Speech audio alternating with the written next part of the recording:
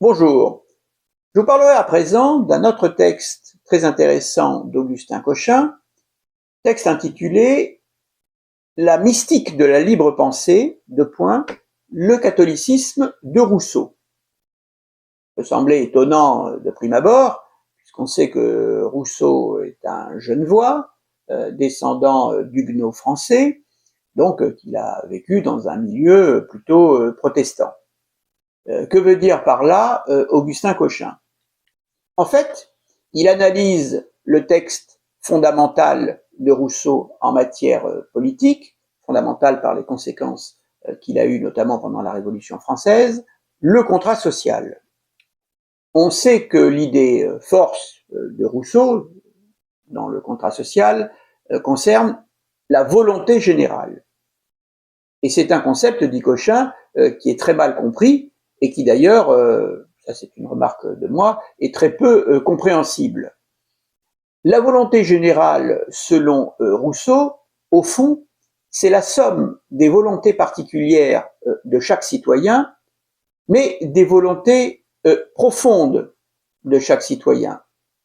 Différentes, ces volontés, des volontés particulières qu'on peut avoir dans la vie de tous les jours.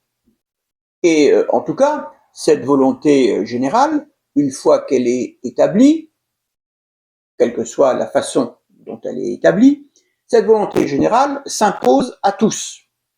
Et chaque citoyen est contraint d'y obéir. C'est la fameuse formule, on est forcé d'être libre. Et on est libre parce que la volonté générale est celle, la sienne propre, additionnée, mélangée, disséquée, pourrait-on dire, avec les volontés des autres. La question qui se pose, dit Cochin, est celle, au fond, des minorités.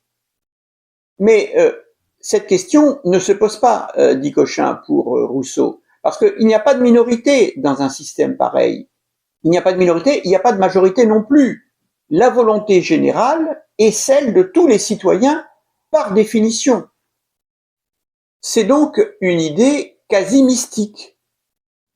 Chaque citoyen doit raisonner dans le silence de ses passions, c'est une expression de Rousseau, et il émet ainsi une volonté qui est tout à fait particulière, qui est tout à fait séparée de ce qu'il peut ressentir dans la vie courante, et c'est la somme de ces volontés particulières profondes de chaque citoyen qui fait la volonté générale, qu'il s'agit donc d'accepter comme on accepterait, le mot a déjà été employé, la grâce dans la religion catholique. D'une certaine façon, elle vous tombe dessus et vous l'acceptez.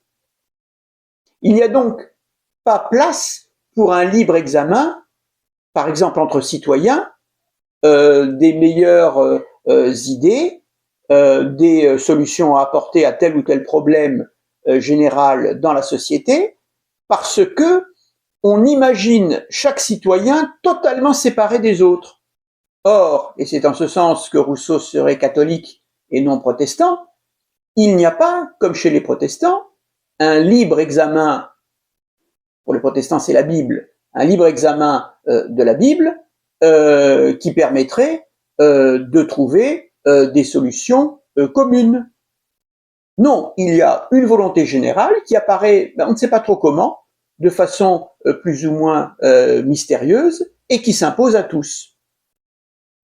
Dans ce sens, c'est une véritable hérésie que d'imaginer des partis politiques qui essaieraient d'influer sur les citoyens et de susciter un débat. Il n'y a pas de débat dans la société de Rousseau.